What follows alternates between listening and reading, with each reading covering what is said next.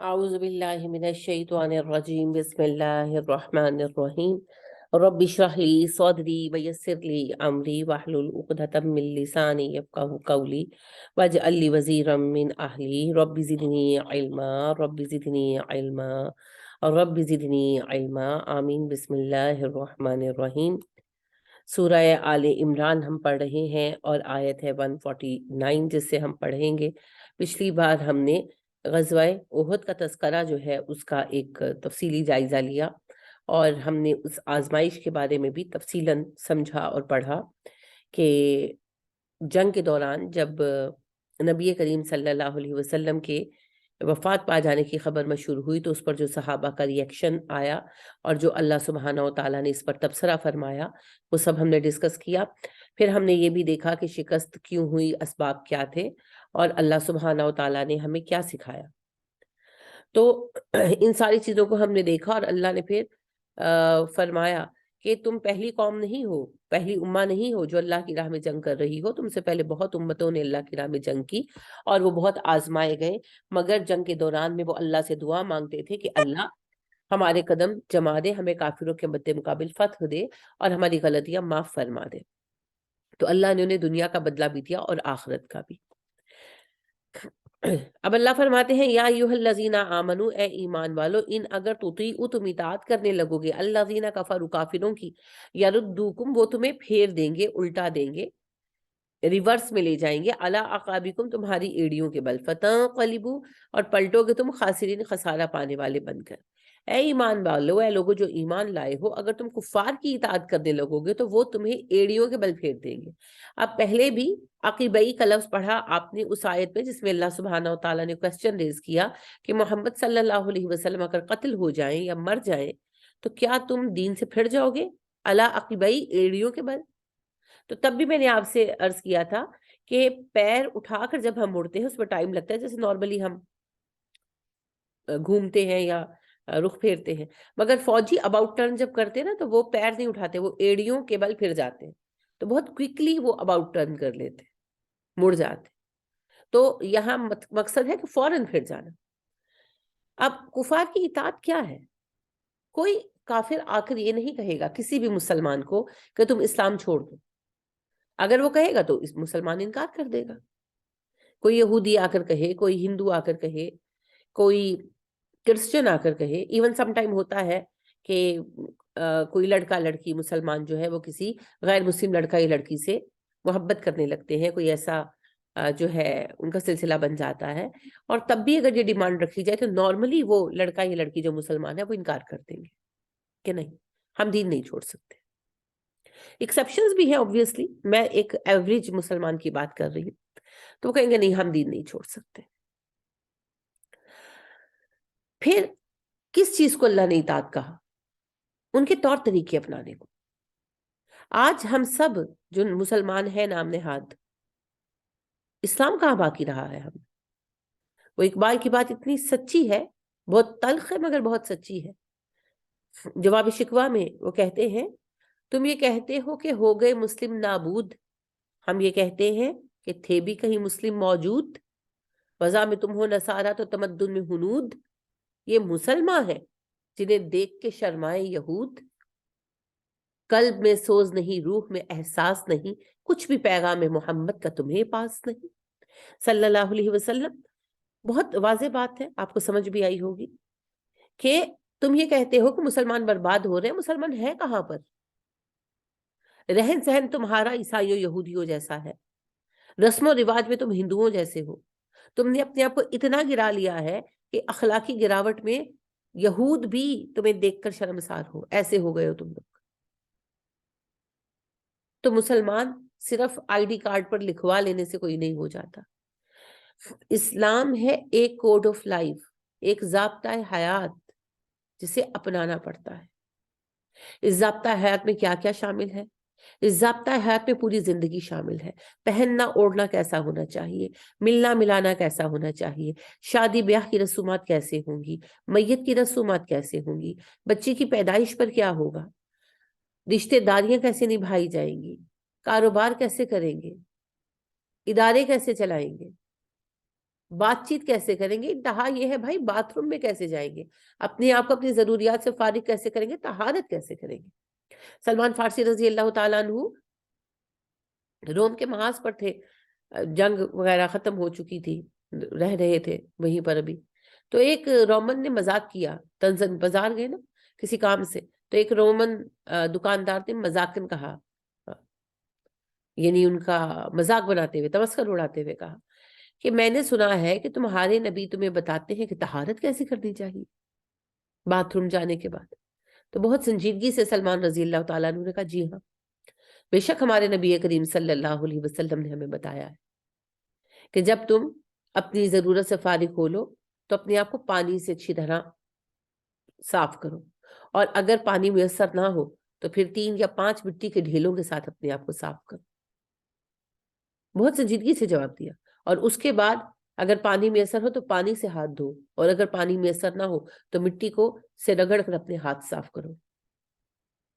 تو پورا انہوں نے طریقہ بتا دیا. تو اسلام آپ کو یہ بھی بتاتا ہے داہنا پیر اندر رکھنا ہے، اللہ کی پناہ مانگ کر واش روم میں جانا ہے، ہنسنے کے، کھانے کے، سونے کے، جاگنے کے، ہر چیز کے آداب ہیں، اور ان آداب کے اندر ہمیں پابند کیا گیا ہے. وہ ہمارا لائف سٹائل ہے. ایکچولی ایک مسلمان کا لائف سٹائل ایسا ہی ہونا چاہیے جیسا اسلام مانگتا ہے، جیسا اسلام بتاتا ہے. اسلام ہماری تہذیب ہے، اسلام ہمارا کلچر ہے. مسلمان جہاں جاتا ہے اپنی ثقافت ساتھ لے کر جاتا ہے. لیکن آج وہ ثقافت کہاں ہے؟ اسلام بحیثیت ایک تہذیب کہاں ہے؟ کہیں بھی نہیں. پاکستان اسلامی جمہوریہ ہے، کہاں نظر آتا ہے آپ کو اسلام؟ ایک بےہودگی ہے جو ہر طرف پھیلی ہوئی ہے. یہی نہیں، سعودیہ میں حرمین کے رکھوالے ہیں نا، مگر اب جب محمد بن سلمان نے ختم کیا اسلامی قانون کو وہاں پر، تو اب دیکھیں کیا وہاں طوفان بدتمیزی برپا ہے. اور جتنے بھی اسلامی ممالک ہیں، مصر ہو، عراق ہو، ایران ہو، افغانستان ہو، افغانستان پر جب روس کا قبضہ تھا تو مختار مسعود جو ہے مشہور صحافی ہیں، وہ وہاں گئے تھے اور انہوں نے پھر بک لکھی تھی افغانستان کے حالات پر. نام اس وقت میرے ذہن میں نہیں آ رہا، مگر بڑی مشہور ہوئی تھی وہ، کئی زبانوں میں اس کا ترجمہ بھی ہوا تھا، اچھی تحقیقی کتاب تھی. اس وقت کے حالات یہ تھے، یعنی جب میں نے وہ بک پڑھی تو وہ وہاں گئے تو یعنی ایک ہوٹل میں بیٹھے اور عام شراب سرو ہو رہی تھی، کوئی پانی نہیں پی رہا تھا. تو یہ واحد آدمی تھے جنہوں نے اپنی ٹیبل پر پانی منگوایا. تو ان کی ساتھ والی ٹیبل پر بیٹھے ہوئے لڑکا لڑکی ہنس پڑے یہ دیکھ کر کہ اس سے پانی منگوایا، اور لڑکے نے مذاق بھی کیا کہ تم ابھی تک بالغ نہیں ہوئے جو تم پانی پیتے ہو. یعنی اس سے آپ امیجن کریں کہ کس لیول تک خرابی گھر کر چکی تھی جو افغانستان اتنی لمبی، اتنی کڑی آزمائش میں سے گزرا. ابھی بھی یہی حالات ہے. لباس ہو، رہن سہن ہو، سوچ ہو، سب غیر اسلامی کر دی گئی. تو اسلام کس چیز کا نام ہے؟ عربی نام رکھ لینے کا؟ وہ تو قریش بھی رکھتے تھے. اسلام نام ہے اللہ کے بتائے ہوئے طریقہ زندگی کو اپنا لینے کا، اور جب تک یہ نہیں کیا حق ادا نہیں ہو. لہٰذا اللہ یہی فرما رہے ہیں کہ اگر تم کفار کی پیروی کرنے لگو گے، تم ان کو فالو کرنے لگو گے، تو وہ تمہیں کافر بنا دیں گے جیسے آج ہم بنے ہوئے ہیں. فَتَنْقَلِبُوا خَاسِرِينَ، تب تم واپس لوٹو گے ناکام ہو کر، خسارہ پانے والے ہو کر. کہاں واپس لوٹیں گے؟ اللہ کے پاس جب جائیں گے تو خاسر ہوں گے ہم، خدا نہ کرے. خسارہ کیا ہوتا ہے میں پہلے بھی آپ سے عرض کر چکی ہوں، بینک کرپٹ ہو جانا، دیوالیہ ہو جانا. بہت صحیح لفظ ہے یہ. جس طرح بینک کرپٹ ہو جانے والے کے ہاتھ میں کچھ نہیں آتا، قیامت کے دن جو بینک کرپٹ ہو جائے گا کیا آئے گا اس کے ہاتھ؟ اللہ نہ کرے کہ ہمارے ساتھ ایسا. لیکن ہمیں پھر ان برائیوں سے دامن بچانا ہوگا، ہمیں پورا اسلام میں داخل ہونا ہوگا. بل اللہ مولاکم، لیکن یاد رکھو اللہ تمہارا مددگار ہے۔ کیا مطلب ہے؟ اگر تم دین پر قائم رہو گے تو اللہ تمہارا مددگار ہے، جب جب تم دین کی حمایت میں اٹھو گے اللہ تمہاری مدد کرے گا، جب جب تم دین کے لیے کام کرو گے اللہ سبحانہ و تعالیٰ آسانیاں پیدا فرمائے، پھر وہ چاہے فرد ہو چاہے قوم ہو۔ وَهُوَ خَيْرُ النَّاصِرِينَ، وہ بہترین مدد کرنے والا ہے۔ مدد سب سے بہترین اللہ کی ذات کرتی ہے۔ اللہ وہاں سے مدد دیتا ہے جہاں سے سوچا نہیں ہوتا کسی۔ یوسف علیہ السلام کو دیکھیں، بھائیوں نے کنویں میں پھینکا، قافلے والوں نے نکالا، وہ بھی بددیانت تھے۔ انہوں نے یہ نہیں کیا کہ ظاہری بات ہے یوسف علیہ السلام بہت چھوٹے نہیں تھے، 9-10 سال کے تھے، تو اس عمر کا بچہ اپنا گھر تو بتا سکتا ہے، وہ گھر سے بہت دور بھی نہیں لائے گئے تھے۔ تو انہوں نے یہ نہیں سوچا کہ بچے کو گھر پہنچا دیں، انہوں نے دیکھا بچہ خوبصورت ہے، پیسے اچھے ملیں گے، انہوں نے لا کر بطور غلام فروخت کر دیا۔ اتنے بددیانت لوگ تھے وہ۔ پھر اللہ سبحانہ و تعالیٰ نے ان کی تربیت کا زمانہ گزروایا اور پھر انہیں تخت حکومت عطا کیا۔ کہاں قید خانے میں تھے، کہاں قید خانے سے نکلتے ہی فائنانس منسٹر بنے اور پھر بادشاہ مصر۔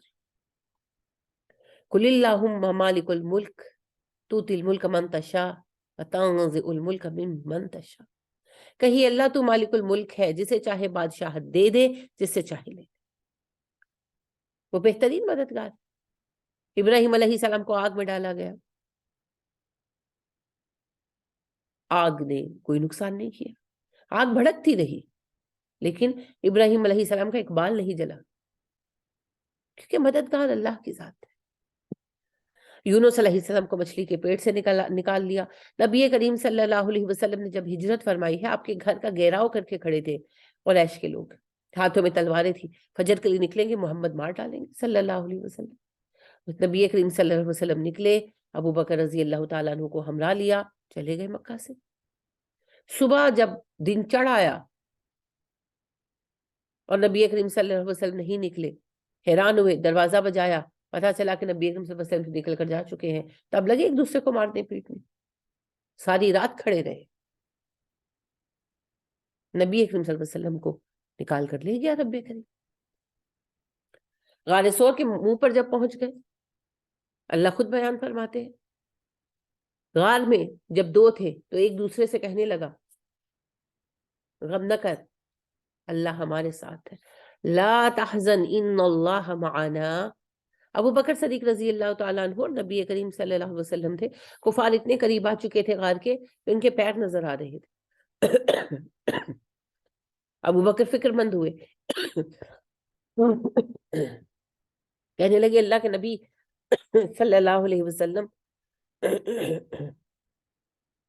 اگر کسی ایک کافر نے جھک کر دیکھا تو ہم نظر آ جائیں گے۔ آپ نے کہا لا تحزن ان اللہ معنا، غم نہ کرے ابو بکر، اللہ تو ہمارے ساتھ ہے۔ تو پھر کیا ہوا؟ غار کے منہ پر جالا بن دیا مکڑیوں نے، اور ایک فاختہ یا کبوتری جو ہے اس نے گھونسلہ بنایا اور اس میں انڈے دے دیے، فٹافٹ یہ ہو گیا، فلفور ہو گیا۔ تو وہ وہیں سے پلٹ کر آگے آئے ہی نہیں، پلٹ گئے وہیں سے، کہنے لگے اگر یہاں سے یہ لوگ گزرے ہوتے تو جالا ٹوٹ جاتا، یہ پرندے اڑ جاتے، تو یہاں سے نہیں گزرے یہ لوگ، ایسا مددگار ہے۔ تو اللہ کہتے ہیں میں بہترین مدد کرنے والا ہوں، میں مدد کروں گا تمہاری، لیکن شرط یہ ہے کہ تم دین کا کام کرو۔ آپ نے سورہ بقرہ پڑھی ہے، سورہ بقرہ میں اللہ فرماتے ہیں اوفو بعہدی اوفی بعہدکم، تم میرا عہد پورا کرو میں تمہارا عہد پورا کروں گا۔ تو ہم دین کا کام کریں، یہ ہمارا اللہ کی طرف عہد ہے، ہم اللہ کی دین کے نفاذ کے لیے کھڑے ہو جائیں، یہ ہمارا عہد وفا کرنا ہوگا۔ پھر اللہ کا عہد شروع ہوگا کہ جب ہم اللہ کے دین کا کام کرنے کھڑے ہوں گے وہ ہمیں مدد دے گا، ہم اپنا عہد پورا کریں وہ اپنا عہد پورا کرے گا۔ سنلقی، ان قریب ہم ڈال دیں گے، فی قلوب الذین کفروا، کافروں کے دلوں میں الرعب، روب، ان قریب ہم کافروں کے دلوں میں روب ڈال دیں گے، یعنی کہ وہ تمہارے مد مقابل نہیں آ پائیں گے۔ بما اس لیے کہ اشرکو انہوں نے شریک ٹھہرایا باللہ اللہ کے ساتھ، ما جو لم نہیں ینزل اتاری گئی بھی ساتھ اس کے سلطان دلیل، کیونکہ انہوں نے اللہ کا شریک ان چیزوں کو بنایا جن کے شریک ہونے کی کوئی دلیل نہیں ہے. یعنی اللہ کہتے ہیں کہ جو کافر ہیں وہ شرک کر رہے ہیں ساتھ، اور شرک بھی بے دلیل، شرک کی دلیل تو ہوتی نہیں. تو اللہ فرماتے ہیں ان کی اس جرم کی میں سزا دوں گا، انہیں ان کے دلوں میں تمہارا رعب ڈال دوں گا. اب ایک مشرک قوم کے دل میں رعب ڈالے جانے کے لیے کیا ضروری ہے؟ سامنے والی قوم موحد ہو. اور اگر ہم بھی شرک میں لگے ہوئے ہیں تو پھر اللہ کس بات پر پریفرنس دیں گے بھائی؟ ریزن. لہذا بات یہ ہے کہ ایک موحد قوم جو توحید پر قائم ہے، جب اللہ کی راہ میں دین کا کام کرنے کھڑی ہوگی تو مشرکوں کے چھکے چھوٹ جائیں گے، وہ ہٹ جائیں گے راستے سے. اور ایسا مسلسل تاریخ آپ دیکھیں ایسا ہوا. لہٰذا آپ دیکھیے کہ غزوہ احد میں یہ لوگ اگرچہ جیت گئے تھے، لیکن جب مسلمان ان کے تعاقب میں نکلے اگلے دن اور اطلاع ملی تو یہ وہاں رک نہیں سکے، یہ بھاگ گئے.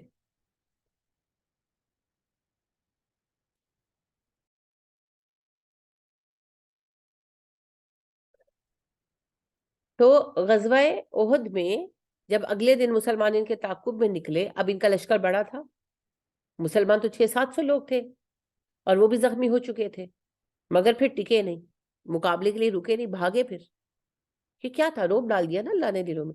ورنہ آپ ایک دفعہ رک کر سوچیں کہ ایک دن پہلے وہ لوگ مسلمانوں سے جیت بھی چکے تھے، ان کے لشکر کی تعداد بھی 3000 تھی،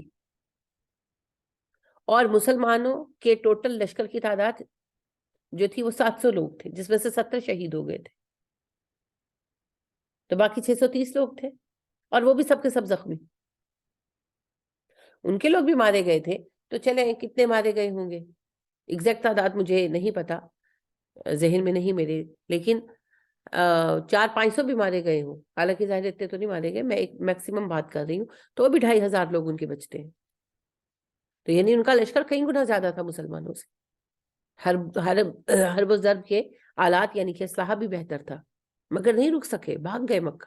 اچھا پھر اس سے نیکسٹ ایئر کیا ہوا؟ غزوہ بدر ثانیہ تھا. چیلنج کر کے گئے تھے ابو سفیان کہ اگلے سال بدر کے میدان میں پھر ملاقات ہوگی، اور نبی اکرم صلی اللہ علیہ وسلم نے چیلنج ایکسیپٹ کر لیا تھا. تو اگلے سال نبی کریم صلی اللہ علیہ وسلم صحابہ کو لے کر بدر کے میدان میں گئے، 8 دن قیام بھی کیا، ہمت ہی نہیں پڑی. لشکر نکلا مکہ سے، تھوڑا سا آگے آ کر واپس پلٹ گیا، ہمت نہیں ہوئی، نہیں جنگ کی، نہیں آئے مقابل. پھر آپ صلی اللہ علیہ وسلم جب روم پر حملہ کرنے کے لیے تبوک کے موقع پر گئے، رومنز جو تھے وہ مدینہ پر حملہ کر رہے تھے، فوجیں جمع ہو رہی تھی، کیسر خود جو ہے لیڈ کرنے والا تھا لشکر کو. آپ صلی اللہ علیہ وسلم کو اطلاع ملی تو آپ پہلے ہی چلے گئے. تبوک ان کی سرحد تھی، تبوک آخری مقام تھا، عرب کی سرحدی چوکی تھی ٹورڈز روم. تو آپ صلی اللہ علیہ وسلم وہاں پہنچ گئے. اب کیا ہوا؟ آپ صلی اللہ علیہ وسلم نے وہاں پر 20 دن قیام کیا. کیسر کو جب پتا چلا کہ آپ صلی اللہ علیہ وسلم بنفس نفیس لشکر کو لیڈ کریں گے، سپریم کمانڈر اب خود ہے، تو اس کی ہمت نہیں پڑی، خود بھی چلا گیا، فوجیں بھی ڈسپرس کر دی. ماشاءاللہ امن و امان کے ساتھ اب واپس آئے. اور اس کے سوا کئی مواقع ہیں جی، کئی مواقع ہیں. تاریخ میں آپ بارہا اس طرح کے واقعات پڑھیں گے. آپ دیکھیں 1965، بہت دور کی باتیں، بالکل ماضی قریب ہے. 1965 میں بھارت نے پاکستان پر حملہ کیا. بھارت کی فوج پاکستان کی فوج سے 10 گنا بڑی تھی اور ہر طرح اسلحے سے لیس تھی. 18 دن ہماری یہ جنگ چلی. اس کے بعد بھارت نے ہی جنگ بندی کی اپیل کی، الحمدللہ. تو اللہ فرما رہے ہیں کہ کفار کے دلوں میں میں تمہارا رعب ڈال دوں گا، کیونکہ وہ میرے ساتھ شریک ٹھہراتے ہیں بلا دلیل. یہ ان کی سزا ہے، میں تمہاری مدد کروں گا. لیکن اس کے لیے پہلے کیا ہمیں ثابت کرنا ہے؟ ایک تو توحید ثابت کرنی ہے، اور دوسرا ہمیں استقامت دکھانی ہے. اگر ہم استقامت نہیں دکھائیں گے پھر ہار جائیں گے. وما واہم النار، ان کا ٹھکانہ جہنم ہے. کفار کو جہنم ملے گا. کیوں؟ مشرک ہے. شرک کی سزا جہنم ہے، شرک معاف نہیں ہوگا۔ اب ایک اہم بات یہ ہے کہ ایک ہی جنگ میں ایک کافر شریک ہوا، ایک مسلمان شریک ہوا، یعنی آمنے سامنے آئے حق و باطل کی جنگ میں، کوئی بھی مارکا لے لیں حق و باطل کا۔ اب کافر بھی جد و جہد کر رہا ہے، لڑ رہا ہے، جان داؤ پر لگا رہا ہے، وہ مر گیا وہ جہنمی ہے۔ ایک مومن بھی لگا رہا ہے، وہ مر گیا تو شہید ہے۔ الحمدللہ شہادت ہے مطلوب و مقصود مومن، نہ مال غنیمت نہ کشور کشائی۔ اللہ رب کریم شہادت کی موت عطا فرمائے۔ آپ دیکھیے مومن کے لیے تو یہ ایک خواب ہے جس کی تعبیر کسی کو ملتی ہے کسی کو نہیں ملتی۔ لہٰذا ایک شہید کا مقام یہ ہے اللہ کی نظروں میں کہ نبی کریم صلی اللہ علیہ وسلم فرماتے ہیں کہ شہید کا خون زمین پر گرنے سے پہلے اس کا ہر گناہ معاف ہو جاتا ہے سوائے قرض کے، اور جو بحری یا ہوائی شہید ہو اس کا تو قرض بھی معاف ہو جاتا ہے۔ ہوائی کا لفظ نبی صلی اللہ علیہ وسلم نے نہیں کہا، فضائیہ اس زمانے میں تھی نہیں، آپ صلی اللہ علیہ وسلم نے کہا کہ بحری شہید کا قرض بھی معاف ہو جاتا ہے۔ تو اسی سے پھر قیاس کیا جاتا ہے کہ فضائیہ والوں کا۔ الحمدللہ تو اللہ کہہ رہے کہ جنگ ہوگی تو پہلی بات تو مدد میں تمہاری کروں گا، اور دوسری بات یہ ہے کہ وہ تو مر کر جہنم میں جائیں گے، تم مر گئے اللہ کی راہ میں، مارے گئے، شہید ہو گئے، تمہیں تو درجات ملنے والے۔ وَبِئْسَ بدترین ہے مَثْوَىٰ ٹھکانہ الظالمین ظالموں کا، ظالموں کا ٹھکانہ بہت برا ہے، بہت برا ہے۔ جہنم، جہنم سے برا کچھ نہیں ہے جی، تو جہنم ملنے والا ہے انہیں، بدترین ٹھکانہ ہے۔ وَلَقَدْ بے شک صَدَقَكُمُ اللَّهُ وَعَدَهُ، اللہ نے سچ کر دکھایا اپنا وعدہ، اس جب تحسونہم تم قتل کر رہے تھے انہیں بھی اذن ہی اللہ کے اذن سے۔ بے شک اللہ نے اپنا وعدہ سچ کر دیا جب تم انہیں اللہ کے حکم سے قتل کر رہے تھے۔ احد پر تذکرہ دوبارہ آ گیا، جیسا کہ میں نے پچھلی بار عرض کیا تھا، احد کے پہلے حصے میں، فرسٹ ہاف میں، مسلمانوں کو عظیم فتح حاصل ہوئی۔ صحابہ کہتے ہیں جیسی فتح اللہ نے اپنے نبی کو احد میں دی پہلے کبھی نہیں ملی تھی، نہ بعد میں کبھی ملی۔ احد کی جنگ شروع ہوئی فجر کے بعد اور دن کے اول حصے میں یعنی 10-11 بجے تک میں صورتحال یہ تھی کہ کفار کے پیر میدان جنگ سے اکھڑ چکے تھے، وہ اتنا پیچھے ہٹے کہ اپنے خیمے بھی کراس کر گئے، اپنی قیام گاہ بھی کراس کر گئے، اور مسلمان ان کے تعاقب میں آگے بڑھ رہے تھے۔ اگر یہی سچویشن کچھ دیر اور جاری رہتی تو کفار کو بھاگنا پڑتا، احد سے نکلنا پڑتا، لیکن بہرحال مسلمان تھوڑا ہل گئے اور مسئلہ پیدا ہوا۔ تو اللہ نے کہا میں نے تو وعدہ سچ کر دیا، تم غالب آ گئے تھے، تم انہیں بے دریغ قتل کر رہے تھے، یعنی کہ جنگ میں تم غالب تھے، حتیٰ یہاں تک کہ اذا جب تم نے بزدلی دکھائی، وتنازعتم فی الامر، اور جھگڑا کیا تم نے حکم کے بارے میں، بزدلی دکھائی یعنی جنگ سے ہٹ کر دنیا کی طرف متوجہ ہو۔ اس معنی میں بزدلی کسی نے نہیں دکھائی کہ جان بچانے کے لیے بھاگا ہو، وہ تو گھبراہٹ تھی جس میں نکل گئے تھے میدان سے، نبی کریم صلی اللہ علیہ وسلم کی وفات کی خبر سن کر گھبرا گئے تھے۔ بزدلی سے سب سے بڑی بزدلی یہی ہے کہ ہم اپنا کام چھوڑ کر کسی اور طرف متوجہ رہیں، اپنی ذمہ داری سے آنکھیں چرائیں۔ تو وقتی طور پر صحابہ سے یہ غلطی تو ہوئی، مال غنیمت کے چکر میں پھنس گئے بیچارے اور کام سے توجہ ہٹ گئی۔ وَتَنَازَعْتُمْ فِي الْأَمْرِ، اور تم نے بحث کی، جھگڑا کیا حکم کے بارے میں۔ کون سا حکم؟ جو نبی کریم صلی اللہ علیہ وسلم نے دیا تھا۔ کسے دیا تھا؟ ان 50 صحابہ کو جنہیں آپ صلی اللہ علیہ وسلم نے احد کے پہاڑ کے درے پر جو ہے وہ تعینات کیا تھا حفاظت کے لیے۔ کیا حکم تھا؟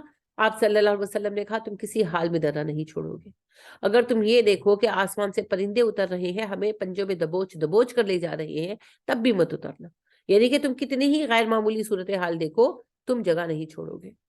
مگر جب مسلمان کفار کے پیچھے آگے بڑھے اور کفار جو ہے وہ بھاگے، تو وہ خیمہ گاہ بھی اپنی کراس کر گئے اور لشکر تقریباً نظر نہیں آ رہے تھے۔ تو خیمہ گاہ پر جب جونیئرز پہنچے، ینگسٹرز پہنچے، تو انہیں لگا کتنا مال ہے، تو وہ چیزیں اکٹھی کرنے لگے، اور جو پہاڑ پر تعینات دستہ تھا انہوں نے کہا کہ ہمیں بھی جانا چاہیے، ہمارے ساتھی خیر سمیٹ رہے ہیں اور ہم یہاں کھڑے ہیں۔ تو جبیر بن مطعم رضی اللہ تعالیٰ عنہ جو ان کے امیر تھے، انہوں نے کہا کہ دیکھو نبی اکرم صلی اللہ علیہ وسلم نے ہمیں کہا تھا کسی صورت ڈرنا مت چھوڑنا. تو ساتھی کہنے لگے کہ جنگ کے دوران کہا تھا، اب تو جنگ ختم ہو گئی. تو اس بات کو لے کر کافی بحثا بحثی ہوئی اور فائنلی 43 لوگ پہاڑ سے اتر گئے، 7 باقی رہے. یہ پہلی بار تنازع ہوا تھا آپ کے حکم کو لے کر، نبی اکرم صلی اللہ علیہ وسلم کے حکم کو لے کر یہ پہلی تعویل ہوئی تھی. تو بیکار تعویلات میں نہیں پھنسنا چاہیے، جو سیدھا معنی ہے وہی لینا چاہیے. اور غور کرنے کی بات یہ ہے جہاں نبی کے حکم سے ہٹے وہاں جال میں پھنسے. آج بھی جہاں ہم نبی اکرم صلی اللہ علیہ وسلم کی انسٹرکشنز کو بائی پاس کرتے ہیں، منوانے مطلب نکالتے ہیں، وہاں پھنس جاتے ہیں. وَأَسْوَيْتُمْ نافرمانی کی تم نے، من بعد اس کے بعد، ما اراکم جب تم نے دکھایا گیا، ما جو تحبون تم پسند کرتے ہو. جب تمہیں تمہاری پسندیدہ چیز دکھائی گئی تو تم نے نافرمانی کی. کیا ہے نا پسندیدہ چیز کیا ہے؟ مال. ان الانسان لحبہ لشدید، انسان مال کی محبت میں بڑا پکا ہے. تو فطرت میں ہے. اللہ خود کہتے ہیں نا ہم نے محبوب بنا دی خواہشات انسانوں کے لیے، بیویاں، بیٹے، والقناطیر المقنطرۃ من الذهب والفضہ، سونے چاندی کے ڈھیروں ڈھیر خزانے، والخیل المسومہ، چنے ہوئے گھوڑے. تو ہر عہد میں رہا ہے. مال انسان کو پسند آتا ہے، سب کو آتا ہے، آسانی ہے نا اس میں. تو جب مال دیکھا تو وقتی طور پر اپنا مقصد بھول گئے. وقتی طور پر ہوا، لیکن اس وقتی غلطی کا خمیازہ بھی تو بھگتنا پڑا پھر. تو اللہ کہتے ہیں کہ آزمائش جب تمہارے سامنے آئی تو تم تو سلپ ہو گئے، پھسل گئے. منکم تم میں سے تھے من جو چاہتا تھا، من جو یریدو چاہتا تھا اب دنیا ومنکم، اور تم میں سے تھے من یرید الآخرہ جو آخرت چاہتا تھا. اللہ نے کہا کچھ لوگ تمہارے ساتھ ایسے تھے، تمہارے ماں بہن ایسے مسلمان تھے جو دنیا طلب کر رہے تھے، اور کچھ جو آخرت. یعنی مال غنیمت کی لالچ میں بھی تو لوگ آتے ہیں نا جنگوں میں. تو اللہ نے کہا کہ کچھ دنیا کی خاطر آئے تھے اور کچھ آخرت کے لیے. اب یہ دلوں کے معاملات ہیں، یہ اللہ جانتے ہیں. میدان جنگ میں جو آیا، جس نے جہاد کیا وہ مجاہد. اب باقی اس سے جہاد کیا یا وہ حصول مال غنیمت کے لیے آیا تھا، یہ اللہ کو پتا ہے، اس کو اللہ پہ چھوڑ دینا چاہیے. ثم پھر صرفکم، اس نے پھیر دیا تمہیں، عنہم ان سے، لیبتلیکم تاکہ وہ تمہیں آزمائے. پھر اس نے تمہیں ان سے پھیر دیا تاکہ وہ تمہیں آزمائے. یعنی کہ نبی کریم صلی اللہ علیہ وسلم کی شہادت کی خبر مشہور ہوئی، گھبرا گئے، میدان سے ہٹ گئے، ایک دفعہ تو چھوڑ دیا میدان. تو اللہ نے کہا کہ تم گھبرا گئے، ان کے سامنے سے بھاگ گئے، آزمایا میں نے تمہیں کہ اب تم کرتے کیا. وَلَقَدْ عَفَا عَنْكُمْ، مگر پھر تم لوٹ آئے تو بے شک میں نے معاف کر دیا تمہیں. وَلَقَدْ بے شک عفا معاف کر دیا عَنْكُمْ تمہیں، بے شک اس نے اب درگزر کر لیا تم سے. یعنی کہ غلطی تو ہو گئی وقتی طور پر، مگر پھر صحابہ پلٹے، انہوں نے اس غلطی کا ازالہ کیا پوری جد و جہد اور کاوش کے ساتھ. تو اللہ سبحانہ و تعالیٰ فرماتے ہیں اب ٹھیک ہے، اب میں نے تمہیں معاف کر دیا. واللہ ذو فضل علی العالمین، اللہ علی المؤمنین، اللہ مومنوں پر بہت فضل کرنے والا ہے. اگر تم مومن ہو، تم سے غلطی ہو گئی، کوئی بات نہیں، استغفار کرو، اللہ معاف کرتے. اللہ سب کو ہی معاف کرتے ہیں. تو اللہ فرماتے ہیں میں مومنوں پر بہت فضل کرتا ہوں، میں نے مدد بھی کی. میری مدد کے باوجود جب تم لوگوں نے غلطی کی اور اپنی غلطی کے چکر میں پھنس گئے تو میں نے تمہیں معاف بھی کیا. اس جب تصعدون، تم چڑھ رہے تھے بلندی پر، بلا اور نہ تلوون، پلٹتے تھے، علی احدین کسی کی طرف، والرسول، اور رسول، یدعوکم پکار رہے تھے تمہیں، فی اخراکم تمہارے پیچھے سے. یاد کرو جب تم بلندی پر چڑھے جا رہے تھے اور کسی کی طرف پلٹ کر دیکھنے کو آمادہ نہیں تھے، حالانکہ رسول تمہیں پکار رہے تھے تمہارے پیچھے سے. جس وقت نبی کریم صلی اللہ علیہ وسلم کی شہادت کی خبر مشہور ہوئی نا، تو پھر سب نکلے تو ایک بڑی تعداد صحابہ کی احد پہاڑ پر چڑھ گئے. وہی اللہ کہہ رہے ہیں کہ تم پہاڑ پر چڑھے جا رہے تھے اور خوف اور دہشت اور پریشانی سے یہ حال تھا تمہارا کہ کسی کی آواز سنائی نہیں دے رہی تھی تمہیں، حالانکہ نبی تمہیں واپس بلا رہے تھے. مگر ایک تو وہ ظاہر شور و ہنگام تھا اور دوسرا ذہن بہت پریشان تھے. فَأَصَابَكُمْ غَمًّا بِغَمٍّ، تو اس نے تمہیں غم پر غم دیا. یعنی ایک غم تو یہ ہوا نا کہ ہم جیتی ہوئی بازی ہار گئے، اور دوسرا غم ہوا نبی کریم صلی اللہ علیہ وسلم کی وفات کا. بہت دکھی ہوئے.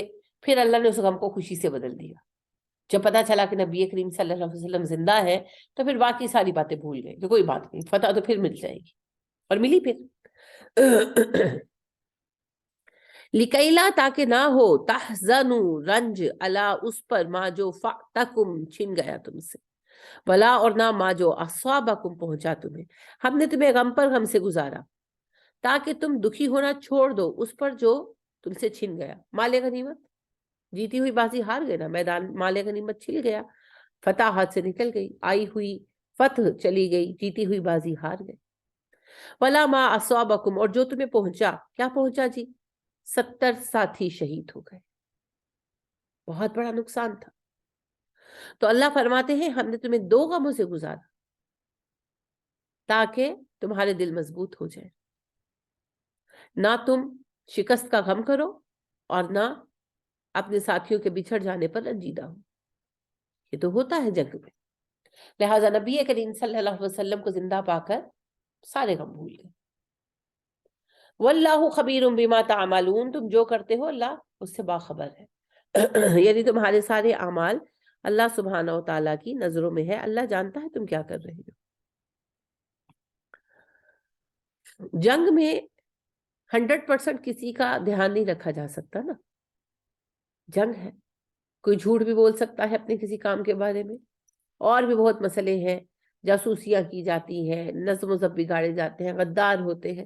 تو اللہ کہتے ہیں جہاں تم جو بھی کر رہے ہو میں تمہیں دیکھ رہا ہوں اور تمہارے ہر عمل سے باخبر. تو جواب تو پھر ایک دن تم نے مجھے آ کر دینا. ثم، پھر انزلہ، اس نے اتارا، علیکم، تم پر، من بعد، اس کے بعد، الغمی، غم، امنتن، امن، نعاسن، اونگ، یکشا، ڈھانپ لیا، طائفتن، ایک گروہ کو، منکم، تم میں سے. پھر اس غم کے بعد اس نے تم پر امن والی نیند اتار دی، اونگ اتار دی، جو تمہارے ایک گروہ پر چھا رہی تھی. یعنی کہ بہت شدید اعصابی تناؤ تھا نا، سٹریس، بہت سٹریسڈ تھے صحابہ. تو لمحاتی اونگ آئی لیکن اس نے فریش کر دی. لہٰذا ابو طلحہ رضی اللہ تعالیٰ عنہ کہتے ہیں کہ عین اس وقت جب جنگ پوری شدت پر تھی اپنے احد کی، تو ایسی ہم پر نیند کے جھونکے ہمیں آئے کہ گویا ہاتھ سے تلوار گر گر جا رہی تھی. سو نہیں گئے، باقاعدہ جھونکا آتا ہے نا. اب یہ جھونکا بھی بڑے کام کا ہوتا ہے، آپ فریش ہو جاتے ہیں. تو صحابہ نے بہت سٹریس دیکھا تھا، خاص طور پر نبی کریم صلی اللہ علیہ وسلم کی وفات کی خبر سے جو غم کی شدت ہوئی تھی اسے بہت سٹریسڈ کر دیا تھا. اب کیا ہوا، وہ سٹریس ریلیف ہو گیا اس ہلکی سی اونگ سے. وَطَائِفَةٌ، اور ایک گروہ تھا، قد، بے شک، احمتہم، فکر میں ڈالا انہیں، انفسہم، ان کے نفسوں نے. اور ایک گروہ تھا کہ جس کا حال یہ تھا کہ اپنے نفسوں نے انہیں فکر میں ڈال رکھا تھا، غم زدہ کر دیا تھا. اب یہ کمزور مسلمان تھے جن کا عقیدہ کمزور تھا، منافقوں کے زیر اثر تھے، تو یہ پریشان ہو رہے تھے اب کیا ہوگا جی. یظنون، وہ گمان کر رہے تھے، باللہ، اللہ کے بارے میں، غیر الحق کی، نہ حق، ظن الجاہلیہ، جاہلیت والے گمان. وہ گمان کر رہے تھے اللہ کے بارے میں جاہلیت والے گمان. اب یہ کون لوگ تھے جی؟ یہ احد کے میدان میں ایکچولی موجود نہیں تھے کیونکہ منافق تو نکل گئے تھے احد کے میدان سے. یہ مدینہ میں بیٹھے ہوئے تھے. جب مسلمان جنگ ہار گئے اور مدینہ پہنچے تو انہوں نے یہ پھر تبصرے فرمائے گھروں میں بیٹھ کر. وہ جیسے کرکٹ میچ ہو رہا ہوتا ہے نا، تو جو بیٹھ کر گھروں میں ٹی وی پر دیکھ رہے ہوتے ہیں تو کوئی آؤٹ ہو جاتا ہے کرکٹر، تو وہ کہتے ہیں کہ یہ ایسے کر کے کھیلتا نا تو یہ آؤٹ نہ ہوتا، یہ اس سے کھیلا ہی غلط ہے. گھر میں بیٹھ کر ایسے تبصرے آسان ہے بہت، وہاں کھڑے ہو کر ڈیسائیڈ کرنا مشکل ہے. کہ کدھر کو ہٹ لگانی چاہیے، حالانکہ ایک فرینڈلی گیم ہے. جنگ تو بہت بڑی بات ہے. جو فیصلے لیتے ہیں ناکامیابی کبھی کبھار وہی دیکھتے ہیں. جو فیصلے نہیں لیتے گھروں میں دبک کر بیٹھ جاتے ہیں، ان کی کامیابی اور ناکامی کا سوال ہی پیدا نہیں ہوتا. لہذا یہ وہ لوگ تھے جو احد کی جنگ میں عین جنگ سے ایک دن پہلے ساتھ چھوڑ کر واپس آ گئے تھے مدینہ. اب جب مسلمان جنگ ہار گئے تو ان کو موقع مل گیا. یقولون کہہ رہے تھے حل لنا من الامر من شیء، کیا اس معاملے میں ہمیں بھی کوئی اختیار ہے؟ خاص اس کا مخاطب عبداللہ بن ابی تھا، اور اس کے سوا اور بھی ایسے منافق لوگ تھے. عبداللہ بن ابی جو ہے وہ مدینہ کے بڑے سرداروں میں سے تھا. میں پہلے بھی آپ سے عرض کر چکی ہوں کہ عبداللہ بن ابی جو ہے یہ مدینہ کا سردار چنا جا چکا تھا، حاکم مدینہ مانا جا چکا تھا. عرب اور یہود جو ہے دونوں ہی اس پر متفق ہو گئے تھے. اس کے سر کا سائز لے کر تاج بننے دیا جا چکا تھا جب ماشاءاللہ مدینہ کا جو عرب قبائل تھے وہ مسلمان. اب ظاہر ہے جب وہ مسلمان ہو گئے تو حاکم مدینہ بھی نبی کریم صلی اللہ علیہ وسلم ہو گئے. اور یہ بات میثاق مدینہ میں ریٹن فارم میں تھی کہ حاکم مدینہ نبی کریم صلی اللہ علیہ وسلم میں یہود کے لیے بھی اور مسلمانوں کے لیے بھی. اب اس کی سرداری دھری رہ گئی تو اس کو بہت تکلیف ہوتی تھی، لیکن بہرحال بڑا سردار تو تھا. جیسے قبیلوں میں ہوتا ہے کہ ایک پوری بیٹھک ہوتی ہے، ایک پورا جرگہ ہوتا ہے جو فیصلے کرتا ہے، تو اسی طرح ان کا بھی تھا سسٹم جرگہ ٹائپ کا، اور اس میں کئی بڑے سردار تھے. ان میں ایک عبداللہ بن ابی تھا. تو عبداللہ بن ابی اور اس کے جو ساتھی سردار تھے منافق تھے، وہ کہنے لگے ہماری تو کوئی بات ہی نہیں مانتا. یہ جو جملہ ہے نا ہمارا بھی کوئی اختیار ہے اس معاملے میں، یہ اصل میں ان کے طنز کے انداز کو بیان کیا گیا ہے کہ یعنی وہ کہنے لگے دیکھو ہماری تو بات ہی نہیں مانی، ہم نے تو پہلے کہا تھا باہر جا کے جنگ نہ کرو، اگر باہر جا کے جنگ کرو گے تو ہار جاؤ گے.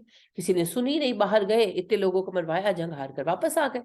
تو ہماری تو کوئی چلتی نہیں کسی معاملے میں، ہمیں تو اختیار ہی حاصل نہیں ہے.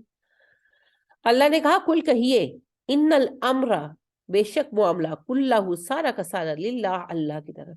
آپ کہیے نہیں، اختیار سارا اللہ کے پاس ہے، یہ سب اللہ کا فیصلہ تھا، یہ ایسے ہی ہونا تھا، اس آزمائش سے گزرنا ہی تھا. لہٰذا ہمیں کوئی غم نہیں، افسوس ہے تھوڑا بہت، رنج ہے دل میں، لیکن غم ڈپریشن نہیں ہے. ہمیں ہار اور جیت اللہ کی طرف سے ہوتی ہے، ہمیں تو اجر ہماری محنت کا ملنا ہے. یخفونا، وہ چھپا رہے تھے، فی انفسہم، اپنے دلوں میں، ما، جو لا نہیں، یبدونا، وہ ظاہر کر رہے تھے، لکا، آپ پر. وہ اپنے دلوں میں وہ باتیں چھپائے بیٹھے تھے جو وہ آپ پر کھول نہیں رہے تھے. یعنی مسلمانوں کی فتح سے بدر میں انہیں بڑی تکلیف ہوئی تھی. اب احد میں مسلمان ہار گئے تو یہ بڑے خوش ہوئے، کفار کی جیت سے بڑے خوش ہوئے. تو اللہ نے کہا یہ آپ پر ظاہر نہیں کر رہے، دراصل یہ بڑے خوش ہیں کہ ہم پر، مسلمانوں پر آزمائش آئی. یقولون، کہہ رہے تھے، لو، اگر کانا ہوتا، لنا، ہمارے لیے، من الامری، کوئی حق، شیئن، ذرا برابر، ما قتلنا، نہ قتل ہوتے، ہا ہنا، ہم اس جگہ. وہ کہتے ہیں اگر ہمیں اس معاملے میں اختیار دیا گیا ہوتا تو آج ہم احد کے میدان میں قتل نہ ہوئے ہوتے. ہم سے مراد ہمارے لوگ، یعنی کہ عبداللہ بن ابی اور اس کے ساتھی سردار جو منافق تھے، وہ کہنے لگے کہ ہماری تو بات ہی نہیں مانی گئی، اتنی بڑی آفت آ گئی، 70 لوگ مارے گئے، باقی اتنے سارے زخمی ہیں، اگر ہماری بات مانی گئی ہوتی تو میدان میں کوئی نہ مرتا، کسی کو کوئی دقت نہ پیش آتی، آرام سے بیٹھتے گھروں میں، ہماری تو بات ہی نہیں مانی گئی. کل، آپ کہیے، لو کنتم، اگر تم ہوتے، فی بیوتکم، اپنے گھروں میں بیٹھے، لبرزا، نکل پڑتے، الذین، وہ لوگ، کتب، لکھ دیا گیا، علیہم، ان پر، القتل، قتل ہونا، الی مضاجعہم، اپنے سونے کے مقامات پر. آپ ان سے فرمائیے اے نبی صلی اللہ علیہ وسلم، اگر تم اپنے گھروں کے اندر بیٹھے ہوئے ہوتے تو جن لوگوں کے نصیب میں قتل ہو جانا لکھا ہوا ہے وہ اپنی قتل گاہوں پہ پہنچ جاتے. سادہ سی بات، جس کو موت آنی ہے وہ اپنی موت کی جگہ پہنچ جائے گا. بے شمار واقعات آپ روزمرہ کی زندگی میں دیکھتے ہیں. تو اللہ فرماتے ہیں موت کے ڈر سے راستے مت بدلو، کیونکہ موت جہاں جس حال میں اور جس وقت آنی ہے اس وقت یہ ہو جانا، آپ روک نہیں سکیں گے. گھروں میں بیٹھے ہوئے نکل آئیں گے. بہت دفعہ ایسا ہوتا ہے یہ نہیں، ابھی تو خیر یہ چیزیں کم ہو گئی ہے، پہلے جب ہم لوگ چھوٹے تھے تو شادی بیاہ پر فائرنگ بہت کی جاتی تھی. تو کئی ایسے کیسز ہوئے کہ بھئی اچھی بھلی کوئی بیٹھی ہوئی خاتون یا صاحب جو ہے وہ آواز سن کر بارات کی گزرنے کی کھڑکی میں کھڑے ہوئے، آ کر گولی لگی اور مر گئے. بلا کر لے گی نا موت. اور اس طرح کے اور کتنے ہی واقعات ہوتے ہیں، کتنے ہی واقعات ہوتے ہیں. ابھی جب بہت افسوسناک واقعہ جو تھا پشاور میں، جو اسکول میں بچوں کو ٹیررسٹوں نے مارا، تو اس میں ایک چیز میں دیکھ رہی تھی کہ ایک بچی پری نرسری کی پہلے دن اسکول آئی تھی. اس بیچاری کا، بچی کا، معصوم بچی کا پہلا دن تھا اسکول کا، اور وہ مر گئی. اور ایک بچہ تھا، اس کا نام نوید تھا، ماشاءاللہ ظاہرہ بی بھی ہے. اس بچے کو 19 زخم آئے تھے.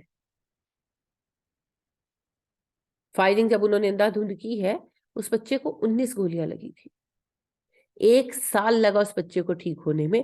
وہ 9th کا بچہ تھا، اور پورے 9th کے ایک سیکشن میں سے، اے سیکشن میں سے وہ ایک ہی بچہ بچا. وہ بدبختوں نے، ظاہر ہے اتنی ڈیٹیل تو ان لوگوں نے بتائی نہیں، بتانی چاہیے بھی نہیں تھی. وہ میرا پرسنل زمشن ہے کہ وہ اس کلاس روم میں آئے اور انہوں نے فائرنگ کی اندھا دھند، اور اس میں بیچارے بچے سارے مر گئے. 9ویں کلاس کے بچے تھے. تو ان میں سے ایک ہی بچہ بچا، محمد نبید. اس بچے کو 19 گولیاں لگی تھی. اس بچے کو ٹھیک ہونے میں 1 سال لگا. پتہ نہیں، میں اب مجھے یاد نہیں اس کے کتنے آپریشنز ہوئے، پتہ نہیں 25 یا شاید 35 کہ اس کے آپریشنز ہوئے، کہ کئی ہڈیاں ٹوٹ گئی تھی. اس طرح انہوں نے اس کو بار بار اس بچے کو سرجری کرنی پڑی انہیں اس بچے کی. 1 سال لگا اس بچے کو ریکور کرنے میں، اور ماشاءاللہ اس کی زندگی تھی، بچ گیا. اور اسی طرح 10th کے سیکشن بی کا بھی صرف ایک بچہ بچا تھا، اور یہ وہ بچہ تھا جو اس دن اسکول نہیں آیا تھا کسی ریزن سے. انا للہ و انا الیہ راجعون. تو جس نے مرنا ہوتا ہے وہ پہنچ جاتا ہے. آپ دیکھیں 9/11 کا جو حادثہ ہوا، نام نہاد، اس کا سچ جھوٹ تو اللہ ہی جانتے ہیں، لیکن بہرحال اس میں آپ کو پتا ہے ورلڈ ٹریڈ سینٹر میں سب لوگ مارے گئے، سب ختم ہو گیا. جو لوگ بچ گئے، سال بھر بعد اس کا انہوں نے ایک یادگار میں فنکشن سا آرگنائز کیا تھا، جس کی میں نے دیکھی تھی ویڈیو. تو جو لوگ بچ گئے تھے ان کو بلایا گیا، چند ایک لوگ ہی بچے تھے تو ان کو بلایا گیا، تو انہوں نے آ کر بتایا. اچھا، یہ سارے وہ لوگ تھے جو ایبسنٹ تھے، سب کے سب ایبسنٹ تھے جو بچ گئے. کیوں ایبسنٹ تھے؟ بھئی کسی کی گاڑی کا ایکسیڈنٹ ہو گیا اور وہ انہیں جانا پڑا پولیس کے ساتھ. ایک خاتون جو ہے ان کے کپڑوں پر کافی گر گئی تو ان کو وہ واش کرتے ہوئے دیر ہو گئی. ایک صاحب کی بس چھوٹ گئی تو وہ انہیں دوسری بس کے لیے رکنا پڑا. تو بس اسی طرح کی ریزنز تھی. اچھا، ایک خاتون کا جوتا ٹوٹ گیا، یعنی کہ سینڈل ٹوٹ گیا، انہیں سینڈل چینج کرنے کے لیے گھر واپس آنا پڑا، اور مین وائل ان کی بس نکل گئی. پھر انہوں نے ٹیکسی کے لیے کال کیا، ٹیکسی لیٹ ہو گئی. مقصد یہ ہے کہ جی اللہ نے بچانا تھا، ان لوگوں کے لیے وہاں مرنا لکھا نہیں تھا. تو یہی بات اللہ فرما رہے ہیں، اگر تمہاری موت کا وقت آیا ہوا ہوگا، تم اپنے گھروں سے نکل کر پہنچ جاؤ گے مرنے کے لیے وہاں پر، اور اگر موت کا وقت نہیں ہے تو تم زندہ واپس آ جاؤ. لہٰذا آپ دیکھیں کہ زلزلہ آتا ہے، سب کچھ ٹوٹ جاتا ہے، کھدائی یعنی ہوتی ہے، چیزیں ہٹائی جاتی ہے، ملبہ ہٹایا جاتا ہے، 3 دن بعد 4 دن بعد کوئی جو ہے 6 مہینے کا بچہ زندہ نکل آتا ہے. اکثر ایسے چیزیں آپ اخبارات میں دیکھتے ہیں. کوئی 70 سالہ بزرگ جو ہے وہ زندہ نکل آتا ہے. کیسے ہوتا ہے یہ؟ جس سے اللہ نے زندگی دی، وہ مالک ہے جی، وہ مالک ہے. ریزننگ کی جاتی ہے، وہ جی پلر ایسے گرا، وہ شتیر ایسے گرا، شتیر سے ایسے آڑ بن گئی تو اس کے اوپر ملبہ نہیں گرا. ریزن آپ لاجک جو چاہے لے آئے، اصل بات اللہ کا حکم. اگر اللہ نے موت لکھ دی ہے، کوئی بچانے والا نہیں، اور اگر اللہ کی طرف سے موت نہیں آئی تو کوئی مارنے والا نہیں. کوئی مارنے والا نہیں. خالد بن ولید رضی اللہ تعالیٰ عنہ آخر دنوں میں جب انہوں نے وفات پائی بہت دکھی تھے، بہت روتے تھے. تو ملنے کے لیے لوگ بہت آتے تھے انہیں، بوڑھے ہو گئے ہوئے تھے. تو ان کے دوست آئے ایک ملنے، تو کہنے لگے خالد روتے کیوں ہو تم؟ تو خالد رضی اللہ تعالیٰ عنہ نے کہا اللہ کی قسم میں موت کے خوف سے نہیں روتا. مجھے تو یہ غم ہے کہ ساری زندگی میں نے میدان جنگ میں بسر کی، میرے جسم کو دیکھو تمہیں ایک حصہ ایسا نہیں ملے گا جس پر تلوار یا تیر یا نیزے کا کوئی زخم نہ ہو، یعنی اس کا کوئی نشان نہ ہو. لیکن آج میں گھر میں بستر پر عورتوں کی طرح مر رہا ہوں کہ ان کے میدان جنگ میں مجھے شہادت نہیں ملی. مجھے اس بات کا غم ہے. اور اپنے دوست سے کہنے لگے بلاؤ ان لوگوں کو جو موت کے خوف سے جنگ کے میدان میں نہیں جاتے، اور انہیں کہو کہ مجھے دیکھیں کہ ساری زندگی میں شہادت کے لیے لڑتا رہا اور سر سے پیر تک میرے جسم کا کوئی حصہ نہیں ملے گا جس پر زخم کا نشان باقی نہ ہو، لیکن مجھے موت نہیں آئی میدان جنگ میں. تو بات یہی ہے جی، اللہ نے بچانا ہوتا ہے، اللہ برستی گولیوں میں بچا لیتے ہیں، اور جب بچنا نصیب میں نہیں ہوتا تو اللہ معاف فرمائے کوئی ایک سیڑھی سے پھسلتا ہے گرتا اور گردن کی ہڈی ٹوٹ جاتی ہے. You never know. تو اللہ کہتے ہیں یہ جو ہے نا بیکار باتیں، یہ بیکار باتیں، ایسا نہ ہو، ایسا ہوتا تو نہ مرتے، یوں ہوتا تو یوں نہ ہوتا، یہ بیکار باتیں. نبی کریم صلی اللہ علیہ وسلم نے فرمایا نا لو اور انا جو ہے وہ شیطان کے الفاظ ہیں، ان کے کاش میں بھی یہ شیطانی الفاظ ہے. کیا مطلب ہے کہ انسان ایویں ہی جو ہے نا وہ پچھتاووں کا شکار رہتا ہے، کاش میں فون اٹھا لیتی تو شاید وہ نہ مرتا، یعنی پھر بھی مرتا جس نے مرنا تھا، یا یہ ایکسیڈنٹ نہ ہوتا.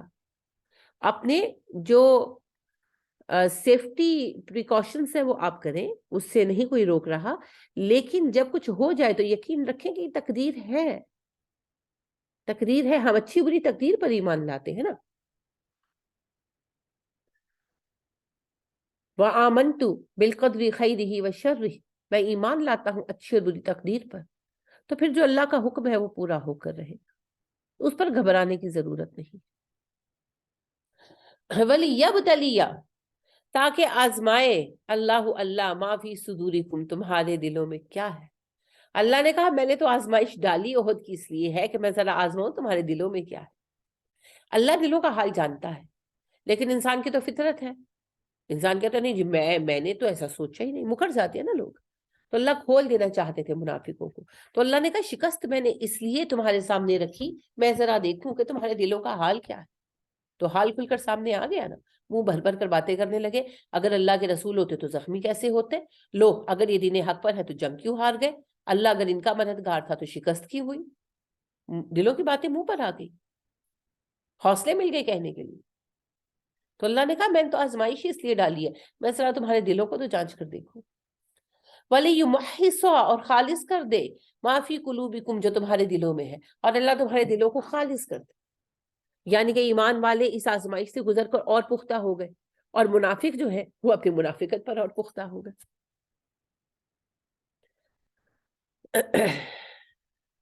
جب بھٹی میں کوئی چیز ڈالی جاتی ہے نا تو یا تو جل کر راکھ ہو جاتی ہے یا تپ کر خالص ہو جاتی ہے. اگر دھات ہے تو تپ کر خالص ہوگی، کوڑا کرکٹ جل کر راکھ ہو جائے گا. ہے کیا جو بھٹی میں ڈالا گیا ہے ڈیپینڈ اس پر کرتا ہے. تو حالات ایک بھٹی ہے، کوڑا کرکٹ جیسے لوگ جل کر راکھ ہو جاتے ہیں، جن کا کوئی وجود نہیں ہوتا، جن کا کوئی معیار عزم نہیں ہوتا. اور جو عزم والے لوگ ہوتے ہیں، صابر ہوتے ہیں، وہ حالات کی بھٹی میں تپ کر کندن بن کر نکلتے ہیں، بہترین افراد بن کر نکلتے ہیں. اور یہی سچ ہے.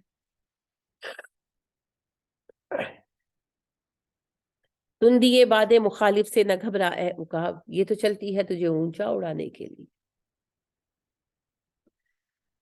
واللہ علیم بذات الصدور، اللہ دلوں کے راز بہت اچھی طرح جانتا ہے. اللہ منافقوں کا پول کھول دینا چاہتے تھے نا، تو اللہ نے کہا مجھے تو پتا ہے تم منافق ہو، میں تو صرف تمہاری منافقت ظاہر کر رہا ہوں. اس لیے احد میں شکست ہوئی تم لوگوں کو، مسلمانوں کو. برے وقت میں پتہ چلتا ہے جی ساتھیوں کا. وہ کہتے ہیں نا برے وقت میں سایہ بھی ساتھ چھوڑ جاتا ہے، تو برے وقت میں دوستوں کا پتہ چلتا ہے، اچھے وقت میں تو سارے ہی دوست ہوتے ہیں. ان الذین، بے شک وہ لوگ جو تولوا پھر گئے، منکم تم سے، یوم التقل جمعان، جس دن آمنے سامنے ہوئی دو جماعتیں. یعنی کہ احد کے دن جب کفار اور مسلمان آمنے سامنے تھے تو مسلمانوں میں سے جو لوگ میدان سے بھاگ گئے، انما بے شک استزلہم پھسلا دیا انہیں، بہکا دیا انہیں، الشیطان شیطان نے بھی بعضی ما کسبو ان کے بعض اعمال کی وجہ سے.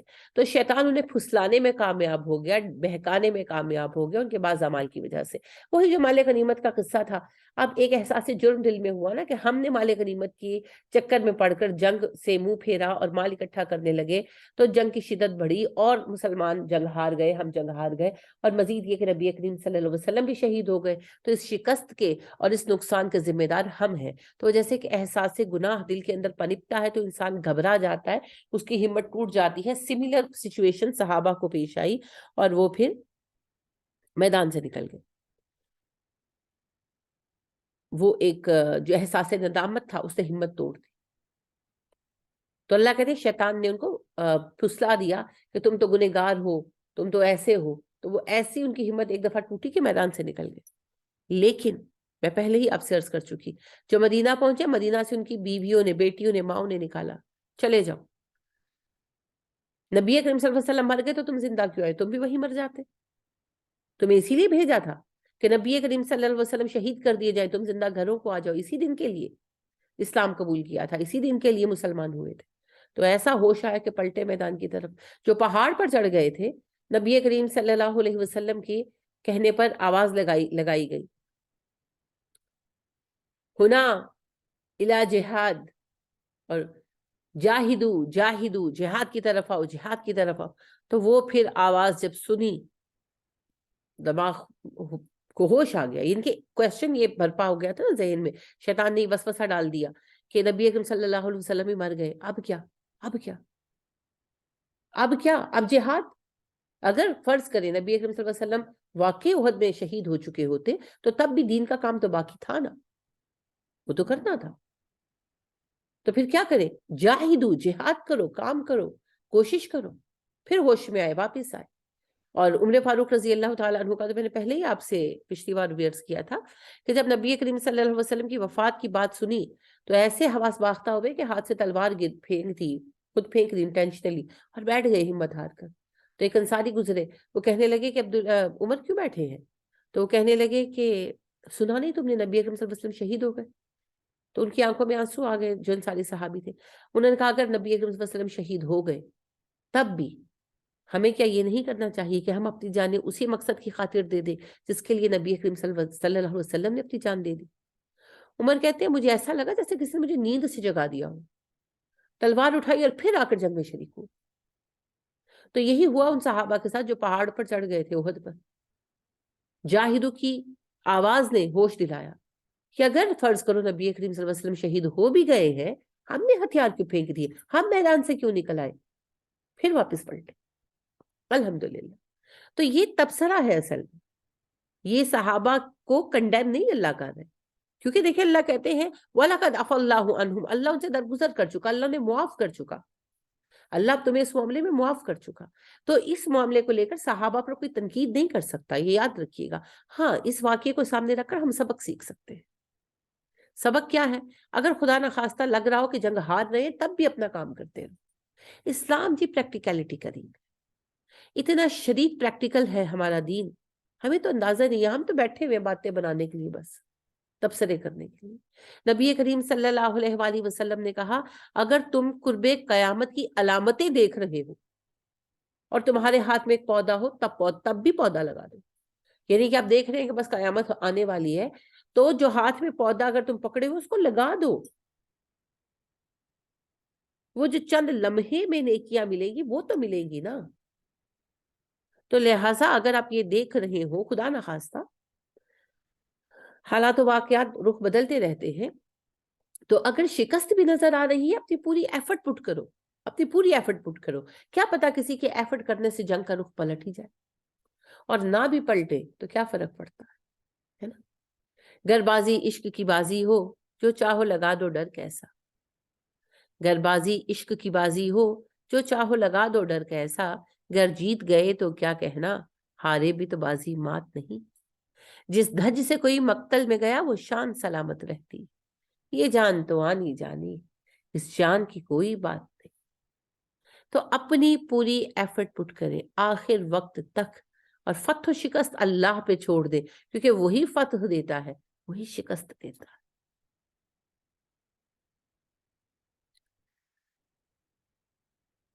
ان اللہ غفور حلیم، اللہ بہت بخشتا ہے، اللہ بہت بردبار ہے، جب جب اس سے معافی مانگے وہ تب تب معاف کرتا ہے، تب تب معاف کرتا ہے۔ لہٰذا معافی مانگتے رہا کریں، استغفار کی کثرت کیا کریں، ہمیں بہت زیادہ ضرورت ہے۔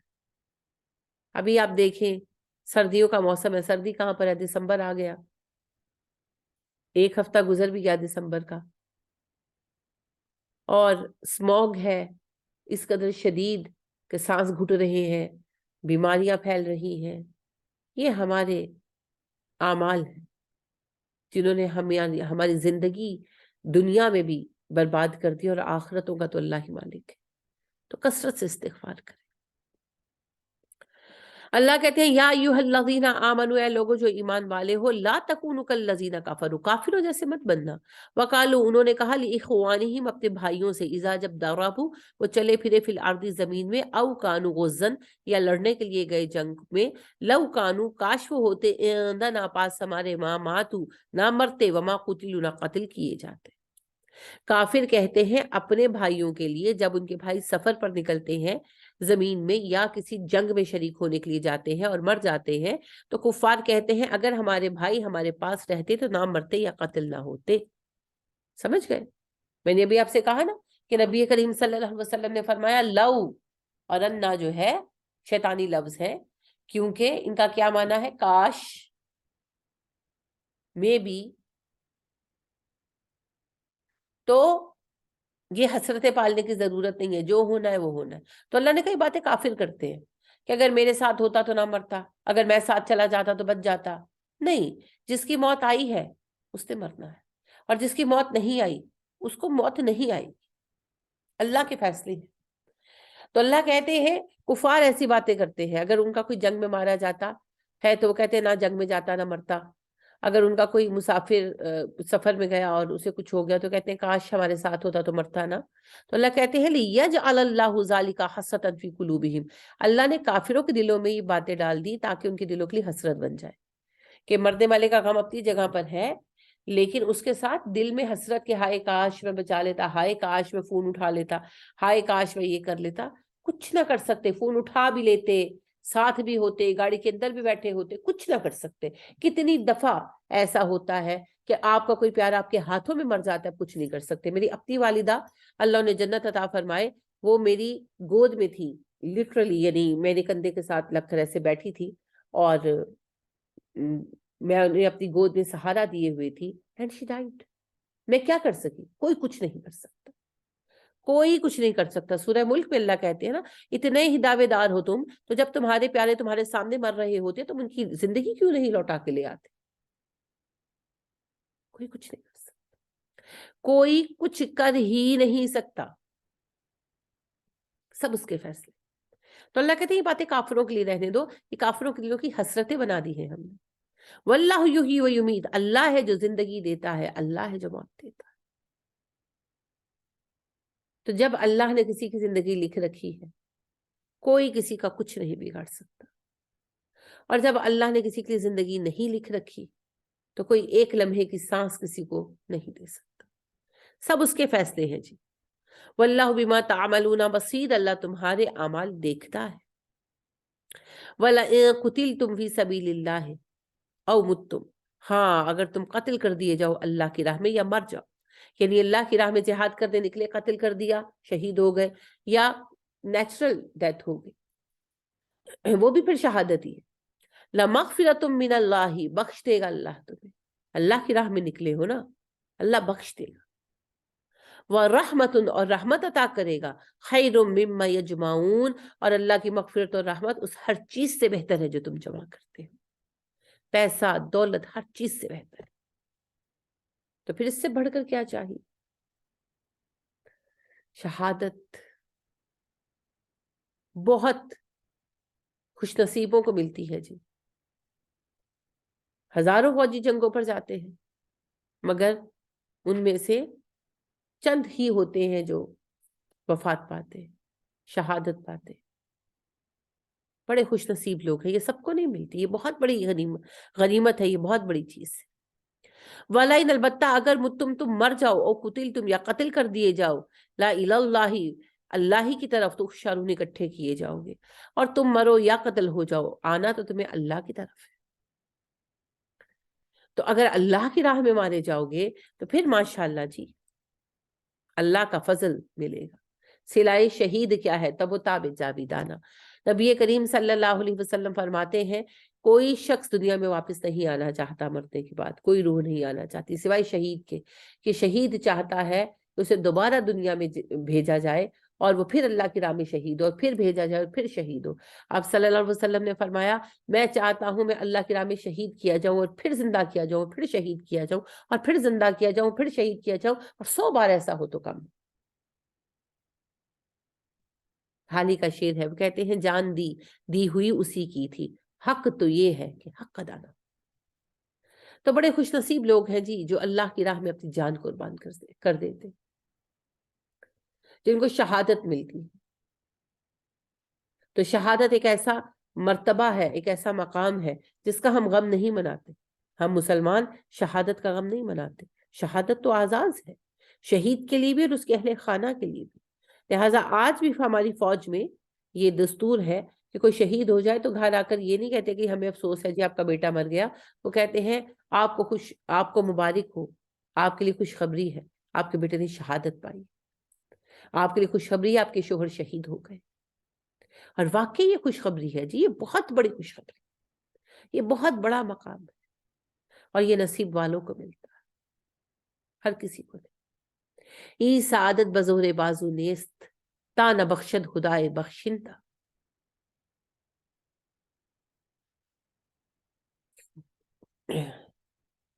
تو شہادت کا مقام بہت زیادہ ہے جی، اور شہادت مسلمانوں کی طلب رہی ہے ہر عہد میں۔ اللہ کریم سب کو برکتیں عطا کرے۔ تو اللہ کی راہ میں جہاد کرنا، اللہ کی راہ میں جنگ کرنا، اللہ کی راہ میں نکلنا بہت نصیب والوں کو نصیب ہوتا ہے، اور پھر ان میں سے بھی بہت چنے ہوئے ہوتے ہیں جنہیں شہادت ملتی ہے۔ ہر کسی کو یہ مرتبہ نہیں ملتا جی، یہ تو بڑے ہی پسندیدہ لوگ ہیں۔ اللہ سبحانہ و تعالی ہمیں بھی اپنے دین کی راہ میں کام کرنے کی توفیق عطا فرمائے، وہ جذبہ عطا فرمائے جس کے تحت ہم دین کی خدمت کر سکیں۔ نبی کریم صلی اللہ علیہ وسلم نے فرمایا جو شہادت کی طلب رکھتا ہو وہ اپنے بستر پر بھی مرے گا تو شہید کاؤنٹ ہوگا۔ تو کم از کم طلب تو ہو، دعا تو مانگے۔ بڑی پیاری دعا ہے عمر فاروق رضی اللہ تعالیٰ عنہ کی، اور مجھے بہت محبوب ہے۔ اللہم ارزقنی حیاتا سعادتا و موتا شہادتا فی بلد رسولک الامین۔ اے اللہ مجھے سعادت کی زندگی عطا فرما، شہادت کی موت عطا فرما اپنے نبی محمد صلی اللہ علیہ وسلم کے شہر میں۔ پھر دیکھیں اللہ نے تینوں دعائیں قبول کی، زندگی بھی سعادت کی ہوئی، موت بھی شہادت کی ہوئی، اور مدینہ میں تو کیا نبی کریم صلی اللہ علیہ وسلم کے ساتھ دفن ہوئے۔ اللہ کی دین ہے جی، اللہ کی دین۔ وہ جسے دینا چاہتا ہے اسی طرح دیتا ہے۔ ابو مسیرم جو ہے رضی اللہ تعالیٰ عنہ، وہ ایک ایسی ہی پیاری شخصیت ہے۔ یہ قبیلہ اوس کے فرد تھے، سارے قبیلے والے مسلمان ہو گئے تھے، یہ نہیں ہوئے تھے۔ تو احد کی مہم سے جس دن روانہ ہو رہے تھے نبی کریم صلی اللہ علیہ وسلم، تو اس دن آ کر مسلمان ہوئے، راستے میں آئے نا، ملے آ کر اور مسلمان ہوئے، اور ساتھ ہی روانہ ہو گئے جنگ کے لیے بھی۔ اچھا ابھی چل رہا تھا لشکر، کوئی نماز کے لیے بھی رکا نہیں تھا، تو مسیلم جو تھے ان کے اونٹ کو ایسی ٹھوکر لگی کہ گرے، پتھر لگا اور گردن کی ہڈی ٹوٹ گئی، وفات پا گئے، شہید ہو گئے۔ نبی اکرم صلی اللہ علیہ وسلم نے فرمایا اس بندے پر اللہ کی رحمت کا حال دیکھو، اس نے ابھی ایک نماز بھی نہیں پڑھی اور شہید ہو گیا۔ تو اللہ کی راہ میں جب نکلے ہوں تو نیچرل ڈیتھ بھی شہادت کاؤنٹ ہوتی ہے۔ تو آپ دیکھیں اللہ پھر جسے دینا چاہے عنایت کر دیتے ہیں، اور جس کو نہ دینا چاہے تو اس کو نہیں ملتی، یہ اس کے معاملے ہیں جی، وہی بہتر جانتا ہے۔ تو اللہ ہمیں اپنے دین کا کام کرنے کی توفیق عطا کرے اور ہمیں شہادت کا طلبگار بنائے اور اس کے مواقع اور ذرائع بھی دے. آمین. آج یہیں پر بات ختم کریں گے، کل انشاءاللہ یہاں سے آگے بڑھیں گے. سبحانک اللہم و بحمدک و نشہد ان لا الہ الا انت و نستغفرک و نتوب الیک. السلام علیکم و رحمۃ اللہ وبرکاتہ.